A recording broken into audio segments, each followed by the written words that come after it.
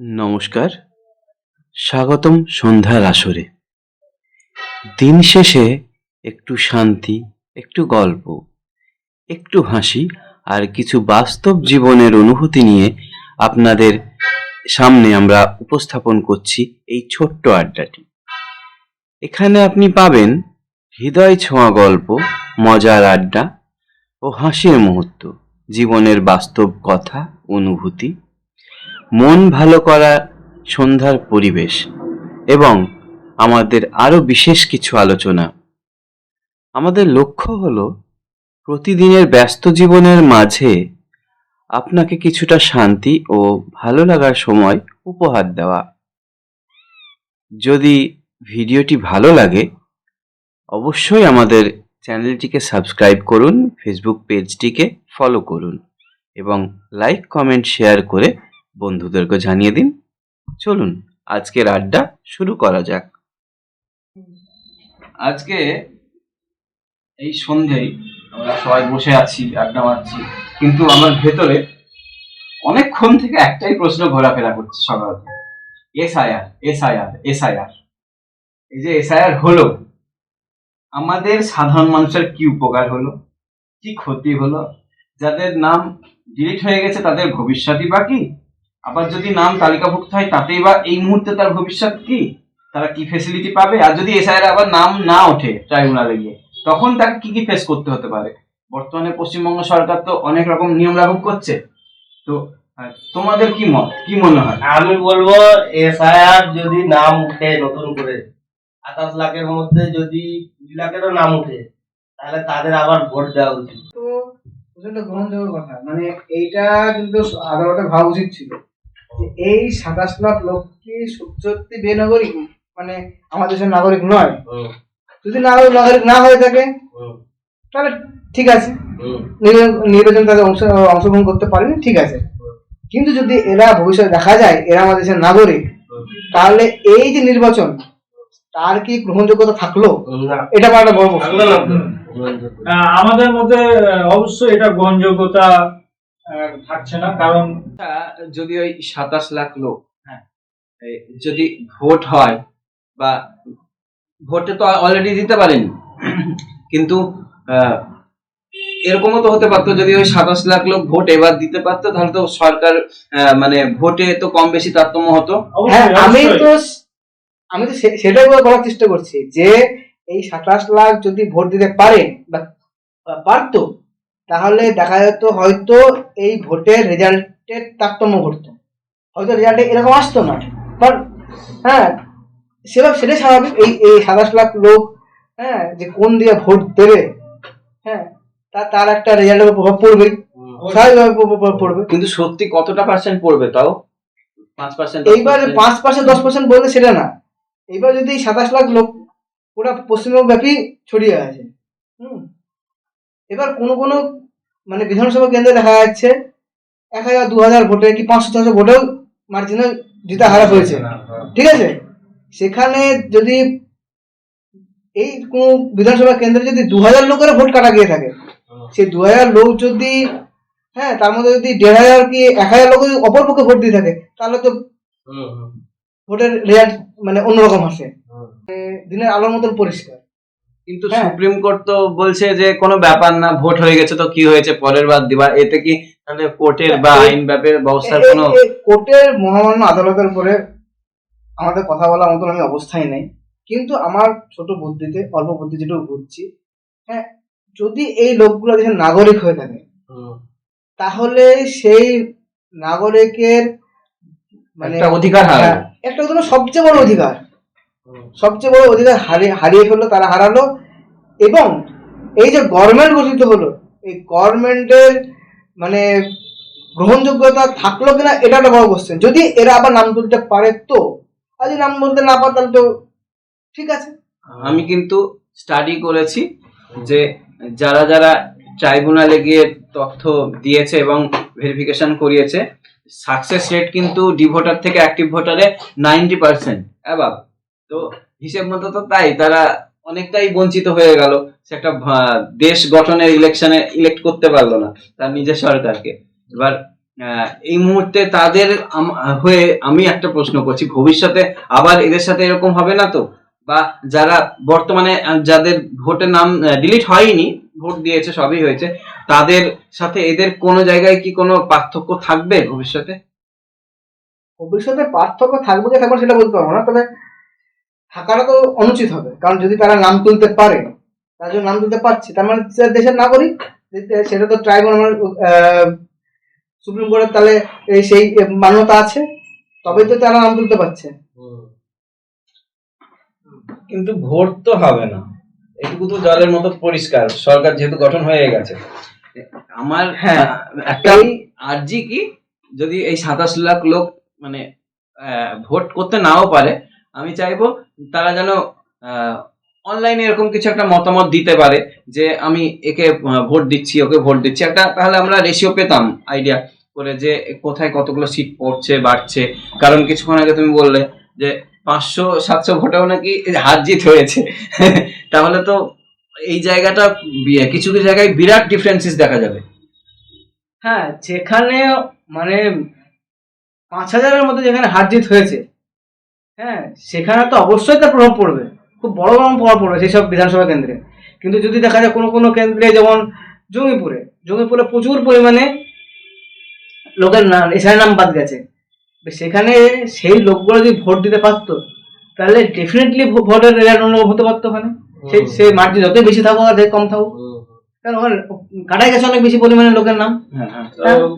Similarly আমাদের মতুয়া ভাই বোনদেরও নাম প্রচুর পরিমাণে কাটা গেছে। হ্যাঁ, মতুয়ার কেসটা কি? মতুয়ার কেসটা কি, তারাও সে একইভাবে তাদের নাম 2020 হয়তো ছিল না, বা তারা প্রমাণ করতে পারেনি। হ্যাঁ, তাদের মেইন ব্যাপারটা হচ্ছে তারা বিভিন্ন কারণে বাংলাদেশ থেকে তারা ইন্ডিয়া এসেছে, বিভিন্ন সময় এসেছে। হ্যাঁ, 2002 এর আগেও এসছে, 2002 এর পরেও এসছে। 2002 এর আগে যারা এসছে তারা হয়তো তার ডকুমেন্টস পেশ করতে পেরেছে, আর 2002 এর পরে যারা এসছে তারা স্বাভাবিকভাবে তার ডকুমেন্টস পেশ করতে পারেনি। গতকাল পশ্চিমবঙ্গ সরকার একখানা নোটিশ জারি করেছে, বিশেষ করে যেটা অন্নপূর্ণা ভাতার কথা উঠছে আর কি। সেখানে বলা হলো যে যারা মারা গেছেন তারা পাবেন না, যারা দেশের নাগরিক নয় তারা পাবেন না, আর একটা হলো এর জন্য অ্যাপ্লাই করছে তারা পাবেন না। হ্যাঁ, মনে পড়েছে। তো এবার কথা হলো, এই যে এই কয়েকটা মাস পাচ্ছে না, ট্রাইব্যুনালে তাদের নাম যাবে, তারপরে প্রসিজার স্টেপ আপ হওয়ার পরে যদি অ্যাক্টিভ ভোটার হয়, হ্যাঁ, তো সেই মাসের তো বোধহয় ভান্ডারটা মানে ভাতাটা আর কি পাবে না মনে হয়। আর যদি না পায় তারা কি আবার আপিল করবে? তারা নিশ্চয়ই অ্যাপিল করবে। অ্যাপিল করার তো জায়গা তাদের থাকবে, সরকার তো কাউকে বঞ্চিত করতে পারে না দেশের নাগরিক হিসেবে। প্রত্যেক নাগরিকের সমান অধিকার আছে, তারা অবশ্যই তারা সেই অধিকার তারা অবশ্যই সরকার তাদের দিতে বাধ্য। হ্যাঁ, এবার ব্যাপারটা হচ্ছে কি, যদি এই কমাস যারা পাবে না, যদি 2 মাস পায় না পায়, 3 মাস না পায়, কি 5 মাস না পায়, যাই না পায়, তাহলে এই মাসের কি তাদেরকে ভাতাটা দেওয়া হবে কি দেওয়া হবে না? হ্যাঁ, সেটা এর ব্যাপার আসছে কেন বুঝলাম না। সিএ এর ব্যাপার যেটা আসছে, সিএ এমন একটা আইন যেখানে তোকে নাগরিকত্ব দেওয়ার কথা বলা হয়েছে। তার মানে তুই একটা অ্যাপিল করা মানে যে তুই যে নাগরিক, হ্যাঁ, তখন নাগরিকত্ব দেওয়া হবে, এটা তো নাও হতে পারে, সেটা গভর্নমেন্টের বিবেচ্য বিষয়। সিএ একটা আইন, যে আইনে নাগরিকত্ব দেওয়ার কথা বলা হয়েছে। কমিউনিটি অ্যামেন্ডমেন্ট অ্যাক্ট না, citizenship amendment act. Citizenship amendment act. তো তো যাই হোক, তো এবার সেটাও আগে আলোচনা সাপেক্ষই দাঁড়াবে। আলোচনা সাপেক্ষ বলতে সরকার বিবেচ্য বিষয়। সরকার যদি কাউকে মনে করে যে তার ডকুমেন্টস স্যাটিসফাইড হয়, তাকে যদি নাগরিকত্ব দেয়, তখন সে নাগরিক সুযোগ সুবিধা ভোগ করবে এবং তার সুযোগ সুবিধা পাবে। আর অ্যাপিল করা মানে অর্থ এটা নয় যে সে নাগরিক নয় বলেই সে অ্যাপিল করেছে। আমার এখন তাহলে আরেকটা প্রশ্ন উদয় হলো ভেতরে, তোমাদের সবার মতামত দিবা। হঠাৎ করে আমি জন্মেছি আমি এই দেশে, হঠাৎ করে আমি শুনছি একবার নাগরিক না, একবার শুনছি নাগরিক, কাউকে আবার বলছে নাগরিকত্বের জন্য অ্যাপ্লাই করতে হবে। আমি কি করে বুঝবো যে আমার নাগরিকত্ব আছে? আমি জানি শুধু ভোটার কার্ড মানে নাগরিকত্ব, সেটাও বাতিল করে দিয়েছে। আসলে একজন ব্যক্তি হিসাবে আমাদের এটাই মনে উদয় হওয়ার কথা যে আমাদের ভোটার কার্ড আছে মানে আমরা এই দেশের নাগরিক, এটা স্বাভাবিক। আমার যেটা মনে হয় সেটা হচ্ছে যারা এই দেশে বসবাস করছে তাদের সবাইকে নাগরিকত্ব দেওয়া উচিত। মেন বিষয় সবার যে বাইরে না, এবার হঠাৎ করে কেউ আসলো দুদিন মানে হ্যাঁ অন্য একটা দেশ থেকে এসে সে আমাদের দেশের নাগরিক নয়, সে হঠাৎ করে এসে সে নাগরিকত্ব দাবি করলো, নাগরিকত্ব দিয়ে দিত এবং সমস্ত সুযোগ সুবিধা ভোগ করবে, সেটা পক্ষপাতে আমি না। সেটা তো হ্যাঁ, সেটা হয় না। শুধু তো চাকরি না, এখানে শুধু চাকরির বিষয়টা খাদ্যশস্য আসছে না, শুধু চাকরির বিষয়টা আসছে না, দেশের সোশ্যাল সব। সমস্ত কিছু যা হুম। কিছু তার সরকার সব থেকে করবে। মোট কথা আমরা যা পাই ভালো। হুম। আর এখানে ভোটাধিকার দেশের নাগরিকরা ভোটাধিকার পায়। হ্যাঁ, এবার যে লোকটা দেশের নাগরিক না সে ভোটাধিকার কেন পাবে? হ্যাঁ, বা হ্যাঁ তার অনুপ্রবেশ। হ্যাঁ অনাধিকার অনুপ্রবেশকারী যারা, ঠিক আছে, হুম। হঠাৎ করে তাদের মানে হুম। অনৈতিকভাবে যারা দেশে প্রবেশ করেছে, তারা এসে বসবাস করলো, হুম। বা তাদেরকে মানে নাগরিকত্ব দিতে হবে, এটা তো হতে পারে না। দেশের একটা সুশৃঙ্খল দেশে সেটা কখনো কাম্য নয়। হুম। তাহলে ডিস্টিংগুইশ কি করে করবে? তবে এই বিষয়ে আমি একটা কথা বলতে চাই যে যাদের যাদের জন্য এসআইআর করা হচ্ছে, মানে আমাদের ভারতবাসীর যে এসআইআর পদ্ধতি শুরু করা হয়েছে, এই পদ্ধতিটা আরো আগে শুরু করা উচিত ছিল, যাতে প্রসেসটা ইলেকশনের আগে কমপ্লিট যেন হয়ে সবাই যায়। সুযোগ পায়, হ্যাঁ। যেন সবাই মানে যেমনই হোক কনফার্ম হয়ে যেন ভোটটা হ্যাঁ, দিতে এটা পারে। এটা বেশ ভালো বড় একটা point। ভালো একটা পয়েন্ট। কারণ আমার মনে হয় এসআইআরটা আরো 2 বছর আগে শুরু করলে ঠিক ছিল। হ্যাঁ, তা সেক্ষেত্রে আমি একটু বলতে চাই, আমি এ কারণে কথাটা বললাম কারণ মোটামুটি 27 লাখ ব্যক্তি ডিভোটার হয়েছে। তো এই পদ্ধতিটা যদি আরো 1-2 বছর আগে শুরু করা যেত, তাহলে টোটাল প্রসেসটা আগেই কমপ্লিট হয়ে যেত এবং যারা এখন বঞ্চিত হয়েছে ভোট থেকে, তারা ভোট দেওয়ার সুযোগ পেত এবং যে ইলেকশনটা এটাও খুব ন্যায্য সুষ্ঠু হতো, হতো, ন্যায্য হতো এবং সেটা গ্রহণযোগ্য। হ্যাঁ, এটা- এটা তো তুমি কথা ঠিকই বলেছো, এবং এটা এই পয়েন্টটাই মানে সবাই একমত, হ্যাঁ, সবাই একমত একমত। হওয়া উচিত।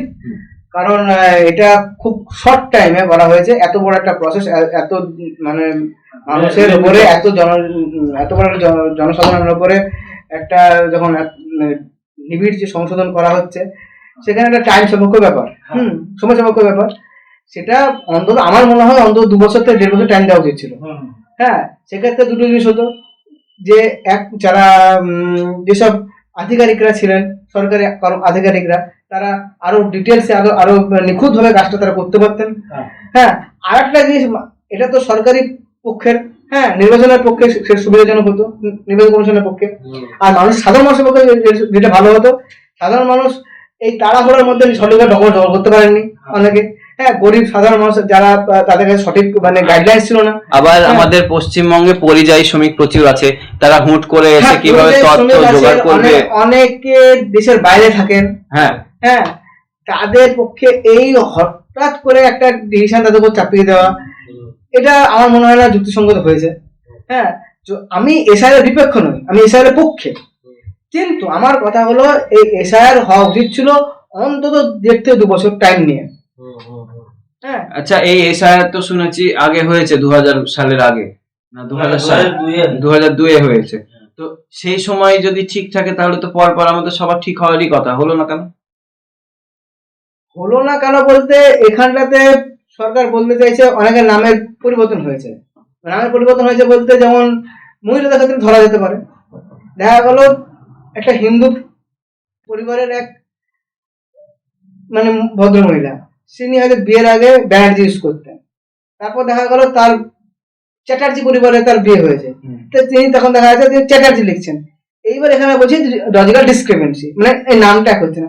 আবার যেমন ইসলামের ধর্মাবলম্বী যেসব মহিলারা আছেন, তারা এখানে আছে, তারা বিয়ের আগে খাতুন লেখে, বিয়ের পর সেটা বিবি লেখে, আবার যদি স্বামী মারাতে তারা বেওয়া লেখে। সরকারের এই বিষয়ে জ্ঞাত, সরকার অজ্ঞাত নয়। না না না, তাহলে এখানটাতে কেন লজিক্যাল ডিসক্রিমিনেন্সি আসলো, এটা আমার বোধগম্য মনে হয়। যদি এসেই থাকে, তার কি সঠিক গাইডলাইন ছিল, সেটা গাইডলাইন দেওয়া উচিত ছিল না।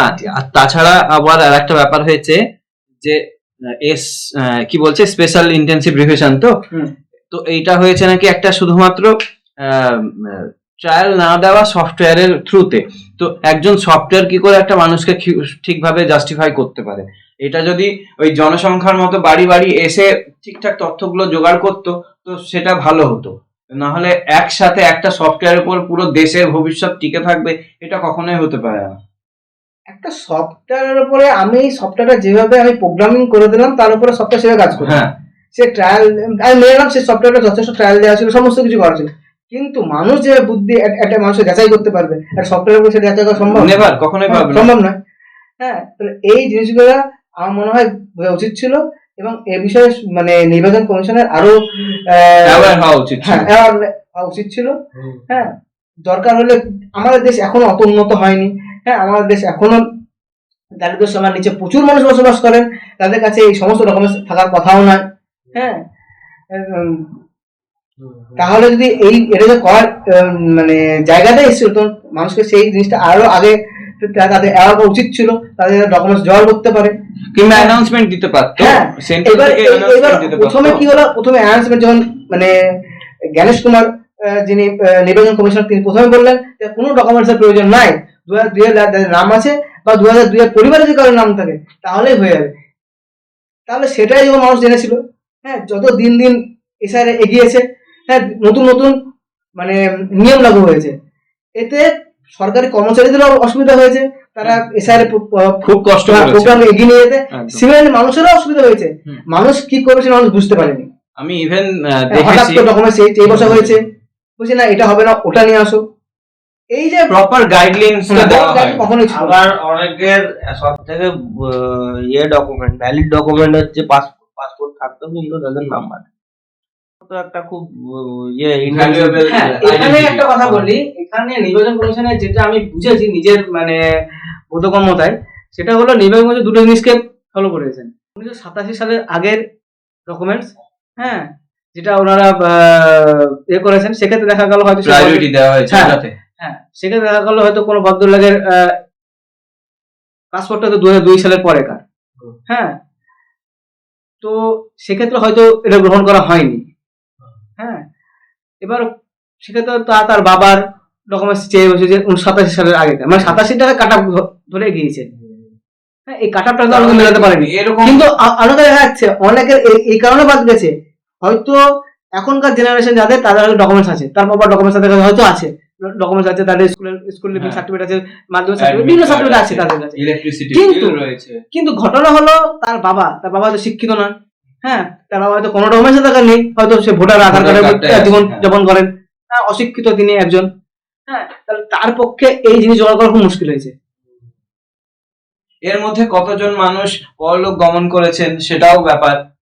সময়ের সাথে সাথে আমরা চাই আমাদের দেশ এগিয়ে যাক, কিন্তু উন্নতিটা এরকম চাই না কখনোই কোনো মানুষকে আন্তরিক বা বাহ্যিক ভাবে আঘাত করে এগিয়ে যেতে। আমরা সবসময় চেয়েছি একটা সামঞ্জস্যতা বজায় রেখে সরকারের সাথে আমরা যেন জীবন যাত্রায় মিলিয়ে চলতে পারি। এবার এই জায়গাটায় আমাদেরই দেখো, আমরা এই কয়েকজন আছি, আমাদের প্রত্যেকের কিন্তু ডকুমেন্ট যখন এসআইআর ফর্ম ফিল আপ করলাম, বাবার নাম মায়ের নাম সবার নাম দেওয়ার পরেও আমাদের কিছু একটা ড্রব্যাকস এর জন্য আবার কিন্তু ফর্ম ফিল আপ করে জমা দিতে হয়েছিল, মনে আছে? হ্যাঁ, লজিক্যাল ডিসক্রিপেন্সি এসেছিল, কিন্তু আমাদের কি দোষ? আমার দেশে আধার কার্ড আছে, ভোটার কার্ড আছে, সেগুলো মেলালেতে হয়ে যেত, বা ভোটার কার্ড আধার কার্ড লজিক্যাল ডিসক্রিপেন্সি যে ব্যাপারটা আছে, এখানেও নির্বাচন কমিশনের বিভিন্ন রকমের জিনিস দেখেছি আমি। সেটা হলো যে এই যে বিভিন্ন সব মানুষের নামের বানান ভুল, এই যে ভোটার কার্ডের নামের বানান ভুল, এটা নিয়ে মানুষ চরম দুর্ভোগের মধ্যে আছে। হ্যাঁ, বিভিন্ন সময় মানুষের মধ্যে বারবার নাম সংশোধন করেও তা সংশোধন করা যায়নি। যায়নি। হ্যাঁ, এবার দেখা গেল কোনো একটা ভদ্রলোকের নাম, হ্যাঁ, হয়তো করিম মন্ডল ছিল, ঠিক আছে, তার আসল নাম হয়তো করিম আলম, তিনি হয়তো আবার সেটা সংশোধন করেছেন, দেখা গেল সংশোধন জায়গায় করিম আলমের জায়গায় করিম মিয়া চলে এসেছেন, আবার তিনি সংশোধন করেছেন, করিম আলম নিয়ে এসেছে। কিন্তু এই যে এবার এবার এবার নির্বাচন কমিশন মন্ডল আর আলম আলাদা, ঠিক আছে, আলাদা, কিন্তু নির্বাচন কমিশনের সঠিক ফর্ম ফিল আপ করে তো সে লোকটা চেঞ্জ করেছেন, তা সেইটা কেন নির্বাচন কমিশন সেই সেরকম প্রোভাইড করলো না? কারণ নির্বাচন কমিশন 8 নম্বর ফর্ম ফিল আপ করা ছাড়া কোনো মানুষ তার নামের বানান বা নামের টাইটেল বা যাই হোক চেঞ্জ করতে পারা সম্ভব নয়। তাহলে সেই লোকটা যে 8 নম্বর ফর্ম ফিল আপ করেই যদি সংশোধন করে থাকেন, তাহলে এই ডকুমেন্টস অবশ্যই নির্বাচন কমিশনের কাছে আছে। তাহলে যদি নাই দেখা থাকে তাহলে কিসের ভিত্তিতে তখন নামটা চেঞ্জ করে দিয়েছিলেন নির্বাচন কমিশনার? আর যদি দিয়েই থাকেন তাহলে আজকে এই লোকগুলো কি দোষ করলো, আচ্ছা। কি অপরাধ করলো? আমার কথা হচ্ছে এবার তাহলে ধরো আমি আমার নাম অ্যাপ্লাই করেছি, আমার টাইটেল এরকম ভুল এসেছে, আবার অ্যাপ্লাই করেছি, আর একটা আলাদা ভুল এসেছে, এরকম কি হয় যে আরটিআই করতে পারি যে আমি ঠিক দিয়েছিলাম কি ভুল দিয়েছিলাম এটা দেখতে চাই, সরকারের কাছে দেখতে পারবো? এরকম নিয়ম আছে? এই নিয়ম সম্বন্ধে সঠিক তথ্য আমার কাছে নাই, তবে আরটিআই করে দেখা দিতেই পারে। আরটিআই করলে কি আমি আমার সেই পাতাটা পাবো, সেই ফর্ম ফিল আপটা? পাওয়া যাবে কি যাবে না সেই সম্বন্ধে আমার সঠিক এই ক্ষেত্রে আরটিআই করার নিয়ম আছে কিনা সেটা আমারও জানা নাই, কারণ এরকম যদি নিয়ম থাকতো তাহলে নিশ্চয় শুনতে পাওয়া যেত। না, এই যে এই ভুলটা তো আজ থেকে না, আমাদের 18 বছর না 10 বছর বয়স যখন, তখন থেকে শুনছি আমার মায়ের বানান ভুল, আমার বাবার বানান ভুল, আমার ভাইয়ের বানান ভুল, কারো স্বামীর নাম উল্টো চলে আসে, কারো বউয়ের নাম উল্টো চলে আসছে। এরকমও দেখেছি আমি এক ভদ্রলোক বিয়লো তার ভিডিওতে দেখেছি যে দেখা গেল কারোর নাম আসিফ আলী, তার বাবার নাম হয়তো রহমত আলী, তো তা দেখা গেছে তার বাপের নামের জায়গায় এসছে ওয়াই আলী। তো ওয়াই কার নাম হতে পারে? এক্স ওয়াই, টাইপিং মিস্টেক হ্যাঁ। আমি ধরে নিলাম। তারপরে বিভিন্ন রকম সময় এসছে, এরকম টাইপের বিভিন্ন ভুল এসছে। তারপরে হ্যাঁ, আর নামের বানানো তো বাদই দিলাম, ওরা নাকি ট্রান্সলেট করেছে, এআর মাধ্যমে ট্রান্সলেট করেছে। তো কি করে ট্রান্সলেট করলো? হ্যাঁ, আমি এরকম দেখেছি হক বানান আমরা সচরাচর HAQUE লিখি, হ্যাঁ, এখানটাতে আমি দেখেছি প্রত্যেকটা যে হক যতগুলো বানান আমি দেখেছি নির্বাচন কমিশনের ওই ইয়েতে অ্যাপে HAK হক কোথায় কে লেখা আমার জানা নাই। HAK হক, হ্যাঁ হ্যাঁ, এই বিষয়ে আমার যেটা মনে হয় সেটা হচ্ছে যে যে ব্যক্তির ডকুমেন্টস নেওয়া হচ্ছে সে যে বানানটা লিখছে সেটা HAQUE হোক বা HAKE হোক, সেই বানানটা তার জন্য সঠিক। হ্যাঁ, রবীন্দ্রনাথ ঠাকুর যেমন না লিখছে এবার। সেটা ঠিক আছে, তার জন্য সেটা সঠিক, হুম। কিন্তু যে বানান সে লেখে না। হ্যাঁ, ওটাই বলছি যে আমাদের দাবি হচ্ছে যে আমি যে মানে ডকুমেন্টসে, টাইপ করব। হ্যাঁ আমার কথা হচ্ছে ডকুমেন্টসে সেটা ভোটার কার্ড হোক বা আধার কার্ড হোক, সেইখানে যে স্পেলিং দেওয়া আছে সেই নির্দিষ্ট ব্যক্তির, সেই বানান নির্বাচন কমিশন গ্রহণ করবেন, এটাই স্বাভাবিক। হ্যাঁ, হ্যাঁ, তো সেই ক্ষেত্রে এটা পরিবর্তন কিভাবে হয় বা কিভাবে হ্যাঁ, করছে সেটা গভর্নমেন্টের একটা বিশাল বড় ভুল আমি বলবো। এখানে ছোট্ট একটা কথা আছে, সেটা হলো নির্বাচন কমিশনার বলেছিলেন যে 2002 এর লিস্ট অনুযায়ী মানে আমাদের লিংক করা হবে, ঠিক আছে, খুব ভালো কথা।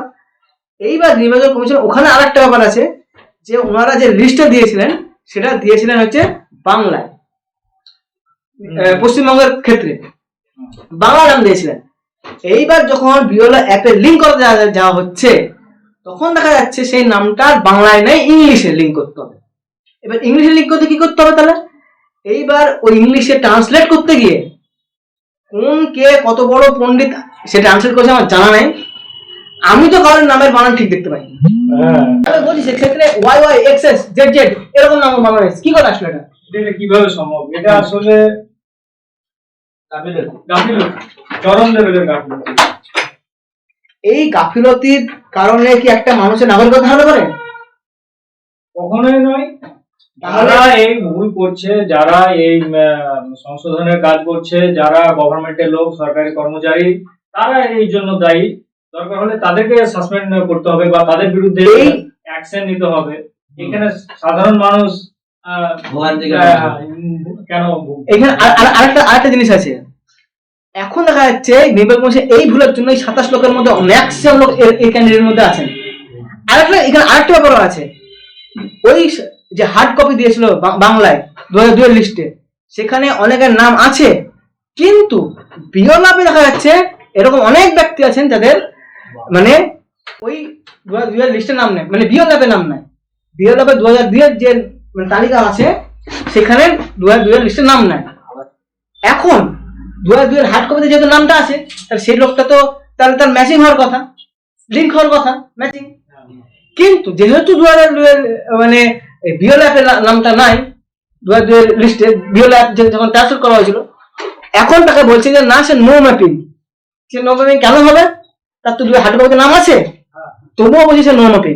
তো এরকম নো ম্যাপিং ও প্রচুর কেস আছে, 2-3-4 লাখ লোক এরকমও আছে যারা মানে তাদের হার্ড কপিতে নাম আছে অথচ তাদের বিএলএফ এর নাম নাই। আমি বলবো এটা হচ্ছে ঘোরতর অন্যায়। এটা অন্যায় ছাড়া আমি আমি আর কিছু বলতে পারবো না। এটা একটাই কথা, ইন্ডিয়ান গভর্নমেন্টকে ব্যবস্থা নেওয়া উচিত যে আমাদের কোথায় গাফিলতি, আমরা কিভাবে সেটা সংশোধন করব। যারা সাধারণ মানুষ, যারা নিরীহ মানুষ, তাদের উপর এসআইআর এর একটা মিথ্যা বোঝা চাপিয়ে দিয়ে তাদের নাগরিকত্ব কেড়ে নেওয়া হয়েছে। আচ্ছা, ওই 27 লাখ আর 91 লাখ দুটো যে সংখ্যা, এই দুটো সংখ্যার কি ব্যাপার? 91 লাখ আর 27 লাখ। 27 লাখের ব্যাপারটা হচ্ছে এরা যে লজিক্যাল ডিসক্রিপেন্সি যেটা এসেছিল, তারা ওই 27 লাখের মধ্যে আসেন। আর 91 লাখের মধ্যে যে প্রথমে যে 65 লাখ লোক বাদ গেছিল ওই সময়, বা সেই ওই ফিগারটা, আর এই 27 লাখ মিলে 91 লাখ। এবার 65 লাখের মধ্যে প্রথমে যারা বাদ গেছিল মানে খসড়া তালিকায়, তাদের মধ্যে অনেকে শিফটিং আছেন, তাদের মধ্যে অনেকে মারা গেছেন, এরকম বিভিন্ন রকমের। নেট সংখ্যা কি 27 লাখ? না, নেট সঙ্গে যারা মানে বিচারাধীন আছে তাদের 27 লাখ, আর মৃত, শিফটিং, বিভিন্ন রকমের যারা আছেন, আর এই 27 লাখ মিলিয়ে 91 লাখ। 91 লাখ। 91 লাখ মানে প্রায় 1 কোটির কাছাকাছি। এই 27 লাখের মধ্যে যদি ম্যাক্সিমাম কি আমার মনে হয় যদি 10% 20% লোকও যদি হয়, যেই লোকটাই হোক, সে যদি ভোটাধিকারটা প্রয়োগ করতে পারলো না, আর এই ভোটাধিকার প্রয়োগ না করার পরে যে সরকার গঠন হলো, সেই সরকার কি তার নৈতিক ভাবে সে তার গ্রহণযোগ্যতা থাকলো কি থাকলো না? সে তো বটেই। না, তবে আমরা এখতিয়ারের কথা সাপেক্ষে আমাদের আমার কথা হলো আমার ব্যক্তিগত সমস্যা নিয়ে সমস্যা। হ্যাঁ, আমার এসআইআর এ ব্যক্তিগত যেহেতু মতামত। এই 27 লাখ লোক ভোট দিতে পারলো না, এই 27 লাখের ভোটের মধ্যে যদি মানে 20 লাখ লোকও যদি আসে, আমাদের নাম তুলতে সক্ষম হয়, তাহলে এই যে সরকার গঠন হলো বা যে তাহলে তার গ্রহণযোগ্যতায় কি মানে নৈতিকভাবে ঠিক হলো কিনা নৈতিক। কারণ হচ্ছে যে এদের এই ভোটাধিকার, এই মানুষগুলো ভোট যদি পড়তো, তাহলে এই রেজাল্টের কি তারতম্য ঘটতো না। যদি ঘটতো, না ঘটতো তাহলে তো ঠিকই আছে, তাহলে কোনো অসুবিধা নাই। আর যদি পরিবর্তন হতো বা অন্যরকম রেজাল্ট আসতো, তাহলে তো এই সরকারের গ্রহণযোগ্যতা নিয়ে প্রশ্ন চিহ্ন থেকেই যাচ্ছে। অবশ্যই আমি এর সঙ্গে আরো যোগ করতে চাই। এটা হচ্ছে যে এই যে 27 লক্ষ ভোটার বাদ গেছে, তারা যদি ভোট দিত, তাহলে এমনও হয়তো দেখা যেত যে বাজিটা পুরোপুরি পাল্টে গেছে। এটা হতেই পারে, কারণ জয় হার একটা ভোটের উপরে নির্ভর করে। একটা ভোট কাউন্টেও কিন্তু সিট হেরে যায় বা কিন্তু কমতো না, জিতে যায়। আমার ধারণা ব্যক্তিগত যে সিট সেভাবে কিন্তু কমার কথা নয়। কতটাই বা কমতো, ধরে নিলাম 20টা কমতো। যদি 20টা মানে কম নয়, একটা 20টা আমি না তুই তোর কথাটা যে 20টা আমি ধরলাম 5টা বিধানসভা কেন্দ্রের রেজাল্ট উলটপালট হলো। তা 5টা বিধানসভা কেন্দ্রের উলটপালট যদি হয়, হ্যাঁ, তা সেইটা কি মানে সেটা কি গ্রহণ করা যায়? একটা এত বড় একটা ম্যান্ডেট, হ্যাঁ, মানুষের ম্যান্ডেটকে পরিবর্তন হয়ে যাচ্ছে না, 5টা কেন্দ্রেই হবে কেন? আমার কথা হলো 5টা কেন, একটা কেন্দ্রেই ম্যান্ডেট চেঞ্জ হবে কেন? আমার যদি এমনও যদি হয় যে না, দেখা গেল যে কেন্দ্রে টিএমসি জিতে বা বিজেপি জিতে, যে পার্টি জিতে থাকুক, যদি তাদের মার্জিনেরও কম বেশি হয়, সেটাকে হবে কেন? আমার ক্ষেত্রে আমার বক্তব্য একটাই, যে আমরা নির্বাচন কমিশন সঠিকভাবে তার মানে নির্বাচন পরিচালনা করবে, মানুষ যা ম্যান্ডেট দেবে, মানুষ যেভাবে তাদের ভোটাধিকার প্রয়োগ করবে, সেই অনুযায়ী নির্বাচন কমিশন তার রেজাল্ট বার করবে এবং সেই অনুযায়ী সরকার গঠন হবে। এটা সহজ একটা ব্যাপার। এখানটাতে পরিবর্তন কেন হবে? আমার কথা হলো, যদি সিটেরও পরিবর্তন না হয়, মার্জিনের তো পরিবর্তন হবেই হবে। তা মার্জিনেরও পরিবর্তন হবে কেন? পরিবর্তন হলেও খুব তারতম্য কি থাকছো তোমার? আমি মেনে নিলাম এই গভর্নমেন্টই আসতো, হয়তো 5টা চেঞ্জ হলো কি 10টা চেঞ্জ হলো কি হলো না, এমনও হতে পারে বাড়লো। যে যে বেড়ে যেতে পারে, 207টা পেয়েছে 227টা পেতো, হ্যাঁ। হতেই পারে। হ্যাঁ। শুধু 27টা পেতো, তাহলে সেই 227টা পাবে না কেন? হ্যাঁ, তাহলে তাহলে সেই তাহলে সেখানে যেখানে যেখানে মানে বিজেপি হেরে গেছে, আমি ধরুন তারা 20 আরো বেশি পেতো, তারা পাবে না কেন? হ্যাঁ, সেটাও কথা। পেতে পারে। অবশ্যই অবশ্যই এইখানে মানে হকটা একরকম ভাবছি কেন? হক উন্নতি ভাবছি কেন? আমার কথা বক্তব্য সোয়া সাপটা, সেটা হলো যে কেন্দ্রে মানুষ যাকে জেতাতে চাইবে, মানুষ, হ্যাঁ, মানুষের রায়, গণতন্ত্র সেইভাবেই হয়, গণতান্ত্রিক অধিকার মানুষ মানে প্রয়োগ করবে, তার ফলে যে মানে পার্টি জিতবে, যে সরকার গঠন করবে সে 207টা গঠন করুক, 227টা গঠন করুক, বা যে বিপরীত বা সবগুলোই পেলো, বিরোধী আসনে বসবে, যাকে যাকে বিরোধী আসনে মানে আমাদের জনগণ বসাবে, তাকে যে যতটা সিট দেবে জনগণ, সে অনুযায়ী সে তার বিধানসভায় সে লড়াই করবে। হ্যাঁ, কিন্তু আমার বক্তব্য খুব সহজ, তাহলে এই যে 27 লাখ লোক বাদ গেল, তার ফলে কি এই ম্যান্ডেটের কি পরিবর্তন হলো না? হ্যাঁ, হয়েছে, অবশ্যই হয়েছে, 1% হলেও হয়েছে। ওইটাই আমার কথা হলো 1% তো বা হবে কেন? অ্যাকুরেট থাকা উচিত ছিল। অবশ্যই অবশ্যই নির্বাচন কমিশনের দায়িত্বই সেটা, যে অ্যাকুরেট থাকতে হবে। হ্যাঁ, অ্যাকুরেট থাকতে হবে, নিরপেক্ষ থাকতে হ্যাঁ, হবে, নিরপেক্ষ থাকতে হবে, অ্যাকুরেট থাকতে হবে, এবং প্রপার গাইডলাইন অনুযায়ী প্রসিজার এগিয়ে নিয়ে যেতে হবে। দেশের জনগণ তাদেরকে সেই কাজের জন্য নিয়োজিত করেছে। একদম একদম। দেশ, নির্বাচন কমিশন তো কোনো মালিক না দেশের, না, দেশের জনগণ দেশের মালিক। একদম। তাহলে মালিক যখন তাকে কোনো কাজের জন্য দায়িত্ব বসিয়েছে, তার উচিত ছিল তাহলে সেই তার দায়িত্বটা পরিপূর্ণভাবে তাকে পালন করা। আমার মনে হয় এখানে নির্বাচন কমিশন সরকারিভাবে পালন করতে পারেনি, এটা আমার ধারণা, ব্যক্তিগত মত, এটা আমি ভুল হতেও পারি। যেমন হোক, একটা হতেই পারে, কিন্তু আমাদের চোখে এটা ভুল।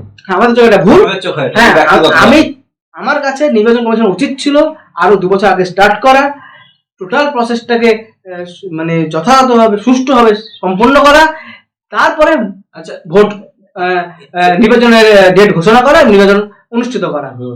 আচ্ছা, এসআইআর এর কথা প্রথম তুলেছিল সেন্ট্রাল গভর্নমেন্টই তো। না, সেন্ট্রাল গভর্নমেন্ট তো এসআর করার ক্ষমতা রাখে না, তাহলে সেন্ট্রাল গভর্নমেন্ট এসআর করার ক্ষমতা রাখে না, এসআর করার ক্ষমতা রাখে নির্বাচন কমিশন, সেন্ট্রাল নির্বাচন কমিশন হ্যাঁ, শেষ কথা। তাহলে নির্বাচন কমিশনের এটা দায়িত্ব ছিল যে সঠিকভাবে সেই দায়িত্ব পালন করা। আমার একটাই বক্তব্য, আমি প্রথম থেকে শেষ পর্যন্ত একই কথা বলে যাচ্ছি, যে নির্বাচন কমিশন এখন খুব তাড়াহুড়ো করেছে, এই তাড়াহুড়ো করার কোনো প্রয়োজনীয়তা ছিল না। আর যখন তাড়াহুড়ো করেই ছিল, তখনও প্রথম যখন এই এসআই লাগু হয় পশ্চিমবঙ্গে, তখন সঠিক গাইডলাইন দেওয়া হয়নি। তখন বলা হয়েছে 2002 এর লিস্ট অনুযায়ী এসআই হবে। হ্যাঁ, 2002 এর লিস্টের নাম থাকলেই সে 2026 তার নাম উঠবে, এসআই তার নাম থাকবে, কিন্তু এটা তার পরিবারের কেউ, সে বাবা মা হতে পারে, দাদু দিদা হতে পারে, বা যে কেউ হতে পারে। তাহলে যদি সেটাই হয়ে থাকে, তাহলে সেটা কেন এখন হলো না? লজিক্যাল ডিসক্রিপেন্সির জায়গাটা আসলো কেন? আর লজিক্যাল ডিসক্রিপেন্সি আসে যদি, তাহলে সেইটার কথা আগে বলা হলো না কেন? ডকুমেন্ট তখন বলা হয়েছে ডকুমেন্টস লাগবে না, কেন ডকুমেন্টস লাগবে না? ডকুমেন্টস লেগেছে, যদি ডকুমেন্ট লেগেই থাকে, তাহলে সেইটা কেন তখন মানুষের কাছে তখন সেটাকে তুলে ধরা হলো না? মানুষকে তখন ক্লিয়ারলি বলা হলো না কেন? হ্যাঁ, তাহলে সেই জবাব দিয়ে কে করবে? সেই জবাব দিয়ে নির্বাচন কমিশন করা উচিত বলে আমার মনে হয়।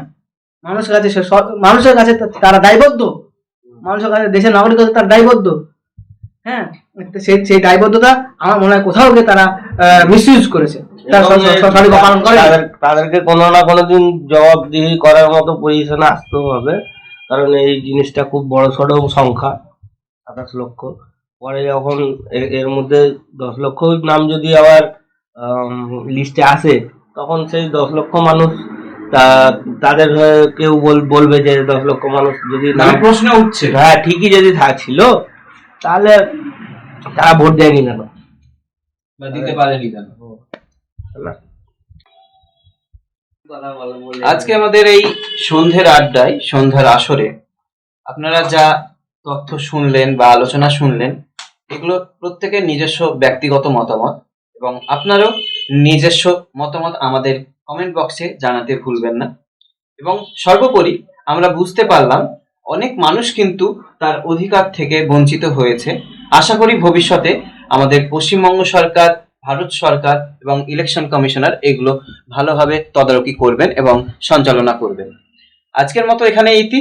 দেখতে থাকুন, শুনতে থাকুন আমাদের অডিও পডকাস্ট সন্ধ্যার আসর।